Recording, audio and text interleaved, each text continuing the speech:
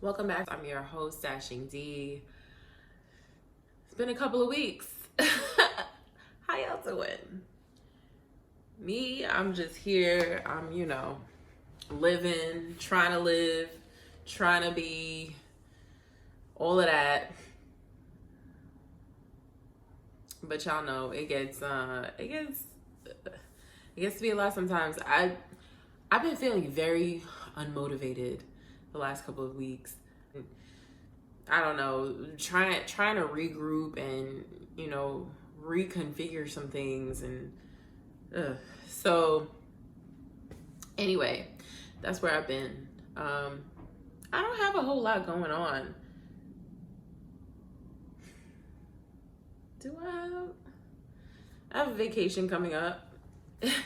Next week is going to be a very busy vacation. I'll share more on that at some point, but it will be a very active vacation, which will be fun. But when you're on the verge of burnout, laying on a beach somewhere or just being somewhere where you can relax and maybe meditate sounds way better than anything that's going to be super active. So I'm trying to get myself in the right headspace because I want to enjoy myself. I expect to enjoy myself, but you never know. So there shouldn't be any breaks in the podcast because of it. It's coming up soon in a couple of weeks. But the way my schedule is set up, we should still have frequent episodes coming up. So that's really all I have going on right now. I mean, I feel a little overworked, honestly. But I want to point out that sometimes that feeling of being overworked is not always a function of the environment or other people. Sometimes that is that is your own toxicity. That is my own toxicity. I think that sometimes I don't know when to stop. I don't ever want to fall behind, and I don't ever want to be the weak link. And it's something I struggle with, and knowing when to say, okay, it's time to put this away, or it's time to stop working on this. And I don't know, I'm just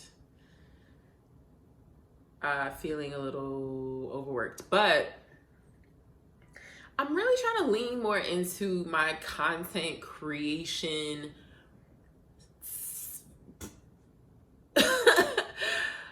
the content creation part of my life. I really love doing this podcast. I love doing the other podcasts that I do as well. And I love creating things and seeing where that can go and seeing what lanes that creates for me. So I'm really trying to dig more into that. So definitely more to come on that. I have a little project that I'm getting ready to work on. So I'll talk a little bit more about that soon.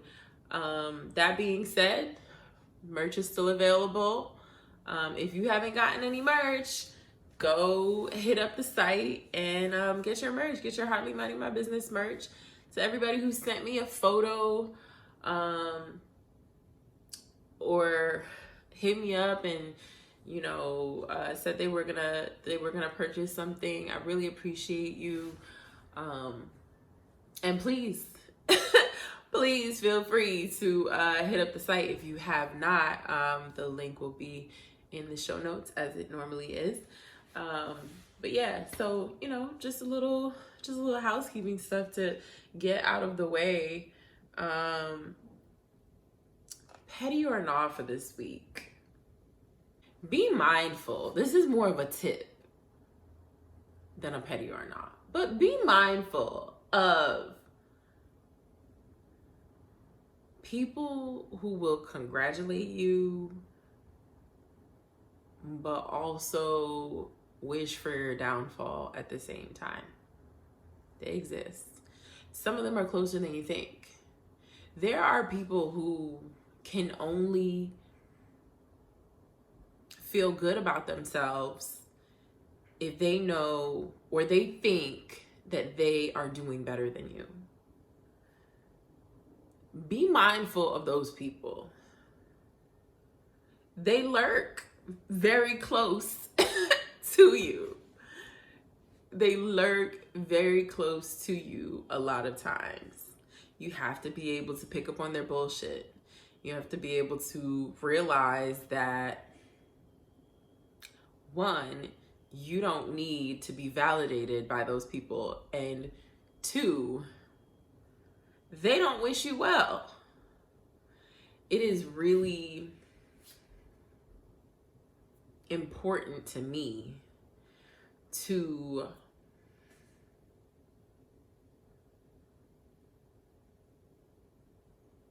surround myself with people who are able to exist and breathe around me no matter where I'm at, no matter where they're at. Sometimes it's hard. Like, life can be challenging, right? But you should always be able to be happy for your the people around you, the people you care for, your friends, your family. You know, honestly, a good I've been thinking about this for multiple reasons, but I also just recently watched a podcast episode. Shout out to Man Cave Mondays. I watched Man Cave Mondays, and they were talking about something similar. Like, what does it look like when your friend is thriving and maybe you aren't, and do you still wish them well? And I think that your well wishes have to come without condition, right? I think that your support has to come without condition. That doesn't mean that if someone is treating you badly, you should treat them well and you should support them anyway. Maybe that's just someone you don't need to be around. But for the people who are your friends, the people who are your family, and people you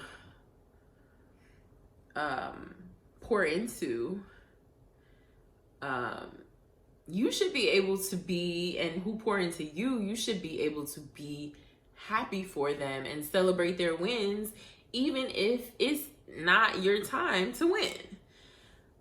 So they made a lot of great points. I don't want to steal their topic. I was thinking more along the lines of just sometimes having certain conversations with some people and kind of just like going, is this shade? But like, is it? Because I'm not really sure, and I don't, but most of the time when you have a gut feeling, your gut feeling, you should go with it. I will say that. So just a thing to keep in mind, like, some people just don't wish you well, or some people need you to be just one step below them in order for them to feel good about themselves. And that speaks to a greater problem that requires therapy and a whole lot of shit. And that person is probably not a good friend. Just a thought I had. Just a random thought I had. And again, as I said, shout out to Man Cave Monday, because they kind of, talked about something adjacent to that. And I was like, okay. All right. So we all kind of, we're all on the same page with this. But anyway, moving right along. I still don't want to talk about Jonathan Majors. we're slowly getting updates over time about what's going on with this case. There still hasn't been any concrete evidence to prove that he is not guilty of the things that he's being accused of. What I will say is that there are reports that there are other women who have decided to cooperate with the New York DA's office to tell their stories and their experiences with him. I've also seen as recent as today that one of the women has actually requested a restraining order. So it doesn't look good. It really doesn't look good. He's gotten more projects taken away. He's had to step down, or he's chosen to step down from certain events and organizations. Marvel still has not made any decision on him and what they're going to do with that. And I don't know. I can't call it when it comes to Marvel. I really don't know what the solution, the resolution would be, but it doesn't look good. That's really all I have to say about it, is that it doesn't look good. I really don't want to talk about it. I don't like talking about this. I know that one of the reasons I don't want to talk about it is because I was just championing this person several weeks ago, and now it just feels weird to even talk about him because, again, it does not look good. Curious to see what else will come out, if anything, and what direction that will go in. But it just really, truly, honestly does not look good. So yeah. So I kind of just want to talk about TV this week. I know last week I talked about a lot of TV too. Before we get to TV though, okay, so two things. One thing is about TV. I'll start with the other thing first. We got to talk about Marques Houston. The first time this story about Marques Houston and his wife came out, I didn't say anything. I didn't come on here. I did not address anything about Marques Houston. That was maybe a year ago when people learned that his wife, who is very young, I don't know how old she is today, but I do know that when they started dating, he was 30 something, and she late 30s, I believe, and she was 18. From what I understand, he knew her, like they knew each other from church, I think.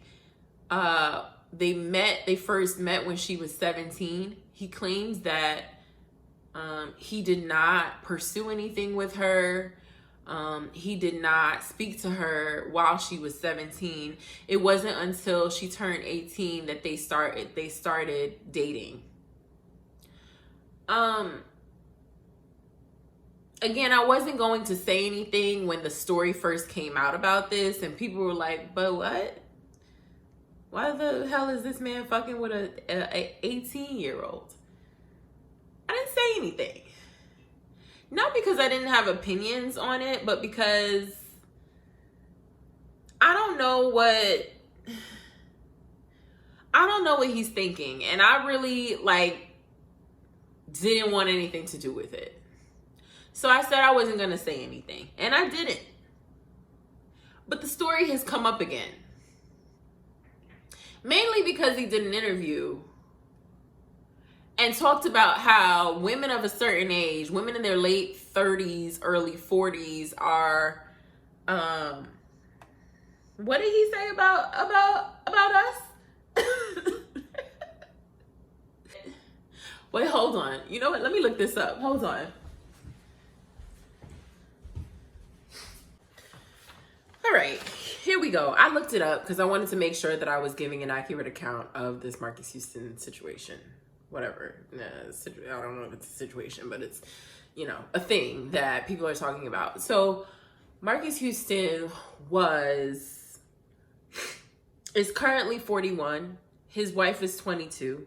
They got married when she was 19.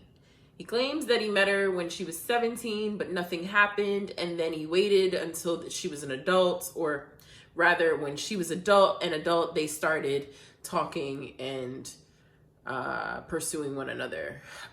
When he says she was an adult, he means she was 18 years of age, where I think in most states or all states she's she's able to get legally married, right? So yes, on paper she is legal, but she cannot rent a car. She just recently got permission to drink. Like, it's a little bit weird saying that you're a 41-year-old man with a 22-year-old wife in the year of our Lord 2023, but okay. The issue I think that people had an issue with the age, which makes complete sense. It's kind of fucking weird. Kind of weird.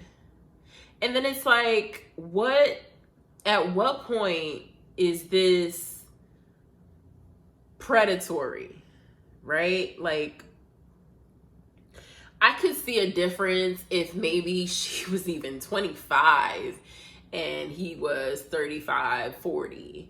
I could see a difference if, you know, he was 50 and she was 30. Because you're not fresh. You don't have teen in your age for the first matter, right? It's just weird. It's really fucking weird. He did an interview with Page Six. It's really confusing whether the Page Six interview just happened or it happened a couple years ago, when he first announced that he was married to this woman. But he said, and I quote, "Women that are my age, they kind of have a different outlook on life. Like, a lot of women my age are very independent. They are very like, I don't need a man to do this for me because I can do it for myself. And I come from a generation that I love to provide for my wife. I am tired of the narrative that if a woman is independent and can do things for herself, that means that she does not need a partner or want a partner or cannot be a good partner to a man because she can do things for herself."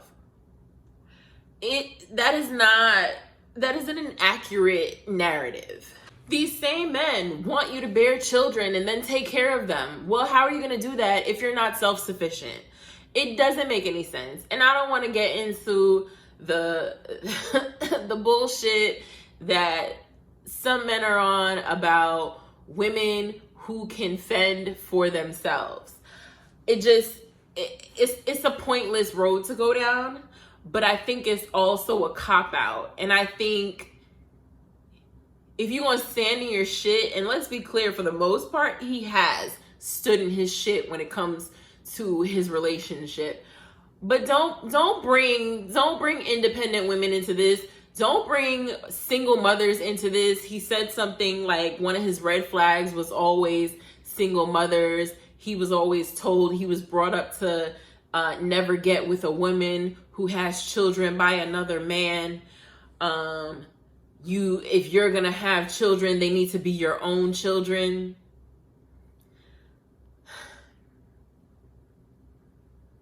Another red flag for him is women with attitudes.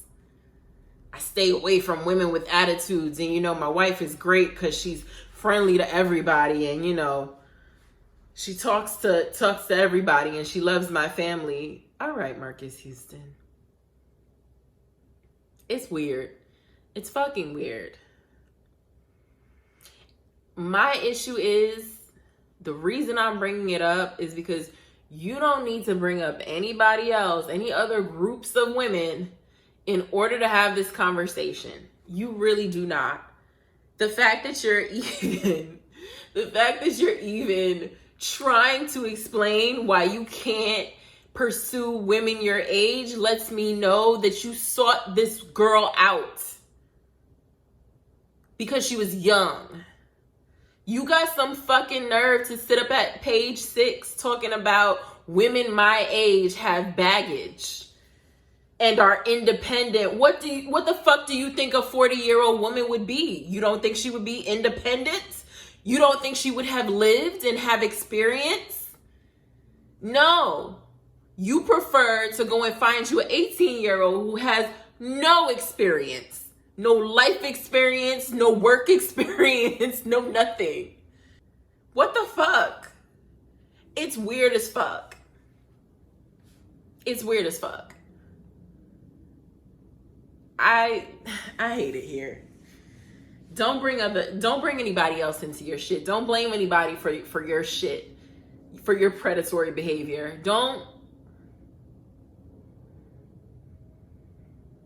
You wanted that girl because she was young. You wanted her because she was a child. And that is weird as fuck. Yeah, we can't get you on, oh, she's underage. No, she's not underage. Legally, she's not. Legally, you are allowed, right? But does that make it right? Or does that make it less weird and uncomfortable for the rest of us? Are we going to be peeking behind the bushes to make sure that this girl is okay? I hope she leaves. I'm going to be real honest with you. I know that's not the right thing to say. I know you're not supposed to get on any public platform and talk about how you want someone else to leave their person, the person they're with. I don't usually do that.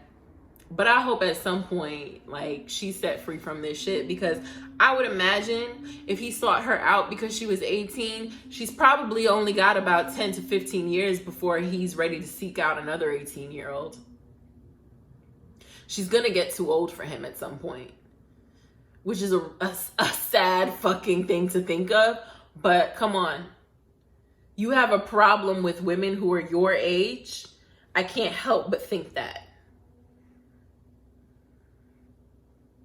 Women who are my age have baggage. No shit, don't you?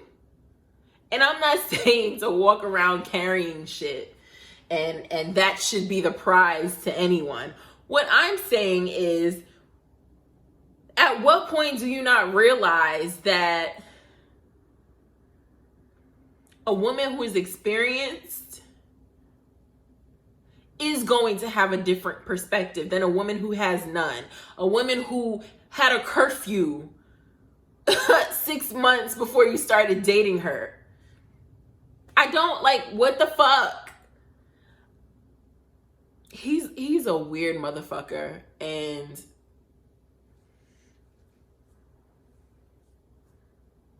he's a weird motherfucker. All right, let's get into, here's the other thing that I wanted to say before I get into some TV stuff. So LHRC is doing recaps of Succession. I'm not going to recap Succession here. Just know that I am watching Succession and I am enjoying Succession. And if you want to know my thoughts, if you want to know my predictions, you need to go to Let's Have a Real Conversation in order to get that. I do 2 podcasts, so you know, I'm spreading out the love. But I will say, this is a great fucking season. This is a great season. It's so good. The writing is impeccable. It is just, when I tell you that each episode I have watched, I have seen all 5 episodes so far. Each episode has been thrilling. Do go and watch it. If you have not ever seen Succession, you should start from the beginning and get caught up, so you can catch the final season now. And if you have been watching Succession, then you already know how they're giving it up. And I feel like this season is very, very comparable to season 1. The only difference I would say is it picks up very quickly, whereas season 1 was a slow burn, but once it picked up, it was amazing. But I am loving Succession this season, and I talk all about it with JD on Let's Have a Real Conversation. So please go check that out.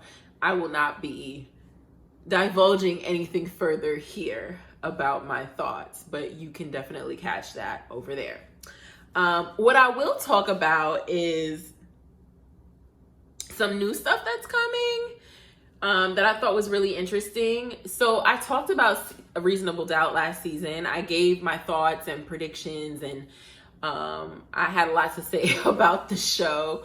And I just found out that Morris Chestnut, our fave, my fave, will be joining the cast of Reasonable Doubt. We know that Michael Ealy, if you've seen Reasonable Doubt, you would know that, I won't give away everything, but I'll just say Michael Ealy would not be returning to the show.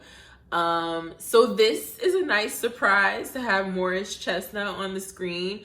Morris Chestnut is working, and I say that all the time. Not only is he fine, but he is always working. Morris Chestnut is never without a job, and I love that for him. I really do. I love that for him. I can't wait to see who he is on the show. I'm thinking he's gonna be more of, Michael Ealy was very much like a puppy dog turned villain on the show. And I would like to see Morris Chestnut be that soft teddy bear, you know, that soft place to land when everything else is going to shit. I mean, I don't know if he's going to be a love interest, but I'd imagine he might be. I mean, he's a fine chocolate brother. Like, what? Don't underutilize him on this show. I mean, give him a good, strong role, but also, like, can somebody be sleeping with him, please? So we will see what happens. I'm not exactly sure when season 2 is supposed to drop, but obviously they have been renewed. I didn't realize that it wasn't renewed yet, but it just got renewed. And so that announcement and the Morris Chestnut announcement came at the same time. So I'm really excited. You know, the show grew on me. Remember, I didn't like it at first. I was like, this is weird. This is like a BET made for TV movie. But then it got better. So yeah, I'm excited, and I'm looking forward to that. I need to see that, especially because Morris Chestnut is going to be there, and y'all know, okay? Y'all know how I feel about Morris Chestnut. So definitely something I'm going to be tuning into. The other thing I wanted to talk about was The Ultimatum. So The Ultimatum on Netflix was a show that was on where they talked about, where it was a reality show, a dating show where couples went on. And the whole idea of the show was that these couples would mingle with each other, and they would be allowed to pursue one of the individuals, outside of their relationship for several weeks to see if they wanted to stay in their relationship and get married, or leave their relationship, maybe leave on their own or leave with the person that they found a connection with. So that was the concept of the show. It was really fascinating and really, really, I mean, it gave you reality show, dating reality show vibes, right? So all of the things that you can think of, whatever Love is Blind makes you feel, Ultimatum is right on par with that. So it turns out that Ultimatum is coming back on May 24th, but this time it's Ultimatum Queer Love. So they're incorporating people who identify as queer. I think this is really interesting. I think this is going to be really cool. We don't get to see enough of this when it comes to these types of dating shows. So I'm excited for it. Listen, I feel like if the queer community is with it, I'm with it. In a perfect world, I feel like we can integrate the show so it doesn't have to just single out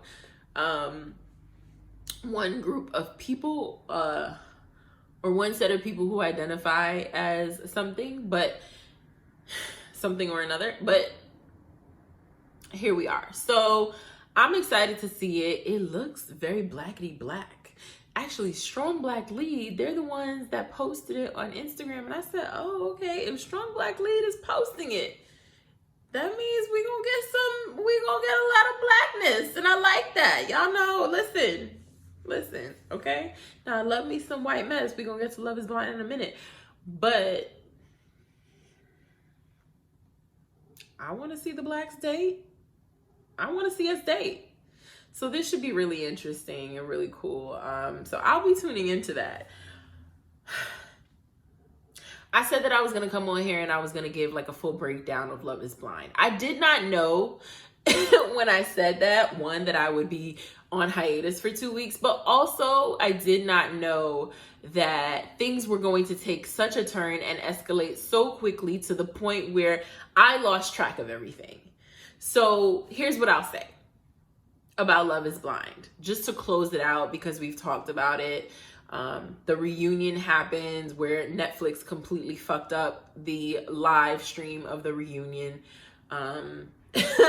People on the internet are hilarious and hated that moment.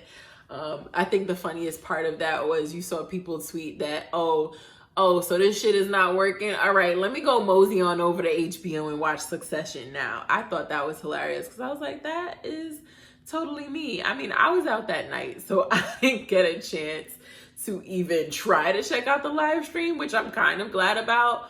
By the time I got home that night, though, it was up and it was ready to go. So I watched it. I watched the reunion. I guess the first thing I'll address is the fact that people are petitioning for Nick and Vanessa Lachey to be removed from the show. They thought that they were terrible hosts. I'm going to have to agree that they're not great hosts. And I also feel like Vanessa is very biased. And I think that you could be a little sassy and a little spicy as a host. I don't think there's anything wrong with that. But I also think that you have to be able to do it in a way where you're still asking questions. You're still, allowing people to tell their side of the story and not just kind of jabbing at them and playing favorites, which is what Vanessa Lachey did. And Nick Lachey is just not interesting. He doesn't really add anything. Like if he walked off stage, I don't think anyone would notice that he wasn't there anymore.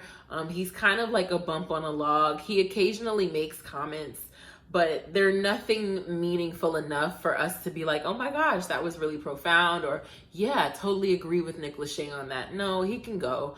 But Vanessa's issue is that she's just, I don't know, like she really didn't get to the bottom of things and she was very biased. She clearly had her favorites. She clearly had her people that she liked and people that she didn't like. And that was very obvious. Now, I know that, Nina Parker is probably extremely busy, but that is who I would want to host this, okay? Nina Parker is a reality show reunion host extraordinaire. She would get the job done. Give the job to Nina, hands down. I don't think there's anybody else that I would put on the short list to host this show. Although I am hearing that Cameron and Lauren from season 1 of Love is Blind, they were the first couple to get together on Love is Blind and they're still together today. I heard that they would probably be replacing Nick and Jessica. Whew. Nick has not been married to Jessica for many, many years. Nick and Vanessa. Anyway, I heard that they are being, they would possibly be contenders. I think I noticed a lot of people on TikTok talking about the fact that they would like to see them host. I don't want to see them host. I don't care to see them host. I would want somebody like Nina Parker. Like if you could get Nina Parker, or maybe Nina Parker's not available, but there's somebody like Nina, give that person to me.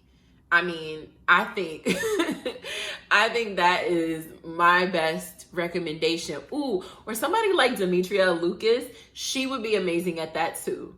Like, asking the tough questions, really thoughtful questions, but also being like sassy enough to like move things along and make it entertaining for the audience. Those are my 2 suggestions. Those are the 2 people I would throw in the ring. There's nobody else that I would want to see host a show like that. So Nobody asked me, but that's what I think. In terms of the couples, I mean, some of them were pretty boring. Y'all know my fave. Tiffany and Brett, still my faves. They're still together. They're going on couples trips. They're doing all kinds of things. They look like they really enjoy each other and they're really happy with one another. And I love that for them. I love, y'all know I love Black love. I thought it was really beautiful. I said, ooh, I got all the warm fuzzies from Brett and Tiffany. And I hope they continue to thrive. Jackie and Marshall, what a shit show. What a shit show. She ends up with Josh. It turns out that Josh also got engaged in the pods, but that didn't work out. And I guess now they have that girl's blessing. I just feel like Jackie handled this situation very poorly with the breakup with Marshall and with everything on social media after we all watched it. She acted a damn ass. Now, let me be clear about something. Marshall isn't 100% clean when it comes to this situation. Marshall said a lot of things that were red flags for me. Namely, when he told her that she was a project, I was like, well, what the fuck does that mean? And why? That's not why we get with people. Not because we think that they're a project that we could fix. Like, that's weird as fuck. And yes, he has certain things about him that made him seem controlling, but I don't think he's nearly as terrible a person as Jackie. I'm gonna call it what it is. Apparently, though, he has found love with someone else. I think someone from the pods, but I'm not totally sure. But he has a girlfriend now, and Jackie is with Josh, and they said they're not getting ready to get married. So, okay, that's cool. Who else is there? Bliss and the lawyer guy. I don't remember his name. They seem happy. They're a weird couple, but it's fine. Who else? That Irina bitch, I wish she hadn't been allowed to go to the reunion. Also, can we go back to Jackie and Josh for a second? Why the fuck did they get to film their reunion interview separately from everybody else? I don't really understand. Like, she's the person who went on the internet and made waves when she didn't like the fact that people were saying things about her and saying things about her story online. You have to understand that when you go on television, people are going to watch it and people are going to have opinions about it. And if you do some foul shit on television, people are going to talk about that as well. I didn't understand why they were given that opportunity. I feel like they should have sat there and had to deal with the discomfort of the reunion just like everybody else on the stage did. But whatever. I'm missing a couple. The blonde girl who was Irina's friend, what was her name? Micah and the curly hair boy. Anyway, they didn't work out. Whatever. There's another couple Kwame and Chelsea. That situation is weird too. And Kwame's been on the internet fighting with the TikTok girls, which is weird. Also, Kwame, apparently it came out that, he had issues with Jackie and the pods because he, decided to test the women and tell them that even though he made a significant amount of money, he wanted to go 50-50 on bills just to see what women would say. And I guess Chelsea was the only one who said, oh, I'm an independent woman. I'll go 50-50 on the bills with you. Here's the thing, right? If we're going to talk about equity or what is equitable, then we need to talk about the fact that if you're making a disproportionately larger amount of money than your significant other, the person you live with, the person you're marrying, the person you're going to be splitting expenses with, why would they be paying 50% of what the expenses are? Now, if we decide that we are going to live way beneath our means, then maybe. But if you want to maintain your lifestyle with your six-figure job, and he is the one who made the point to say, I make a significantly higher amount of money than the average person. Why would you want that person paying as much as you are if we're going to maintain the lifestyle that you have set up for yourself. It doesn't really make sense. And it's not an indication of I'm not pulling my weight. It's an indication of, hey, this is what I can afford and this is what you can afford. When we put that money together, how does that get divvied up? Anyway, that shit really bothered me because I was like, but why? What is the point in testing women in that way and then coming around and saying, oh, well, when Chelsea has a baby, she doesn't have to work? Well, then what the fuck was the point in this conversation in the first place? Just so you can make sure that women are not out for your money? Some of y'all motherfuckers really think